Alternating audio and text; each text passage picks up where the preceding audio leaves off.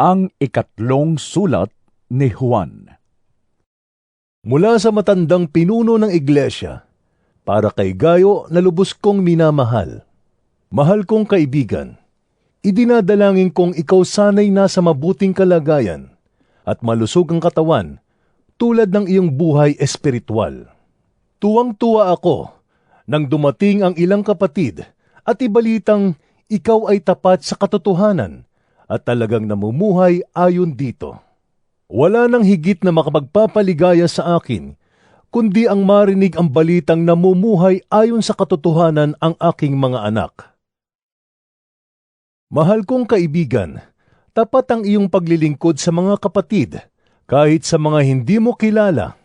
May mga nagbalita sa iglesia rito tungkol sa iyong pag-ibig. Sana'y tulungan mo sila sa kanilang paglalakbay, gaya ng nararapat gawin sa mga lingkod ng Diyos. Sapagkat naglalakbay sila sa pangalan ni Kristo at hindi tumatanggap ng anumang tulong mula sa mga hindi sumasampalataya sa Diyos. Dapat natin silang tulungan upang tayo'y makabahagi sa kanilang gawain para sa katotohanan. Sumulat ako sa iglesia, subalit hindi kami kinilala ni Diotrephes. Ang hangad niya'y siya ang kilalaning pinuno. Kaya't pagpunta ko diyan, uungkatin ko ang lahat ng ginawa niya at ang mga kasinungalingang sinabi niya laban sa amin. At hindi pa siya nasiyahan doon. Ayaw niyang tanggapin ang mga kapatid na dumarating at inahadlangan pa niya at pinapalaya sa iglesia ang mga nais tumanggap sa mga iyon.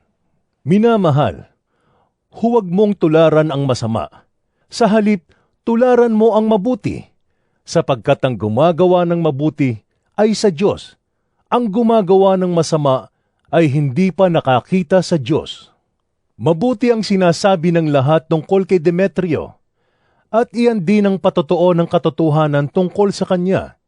Iyan din ang aming patotoo, at alam mong totoo ang sinasabi namin. Marami pa sana akong sasabihin sa iyo, ngunit ayaw ko nang gumamit ng panulat at tinta.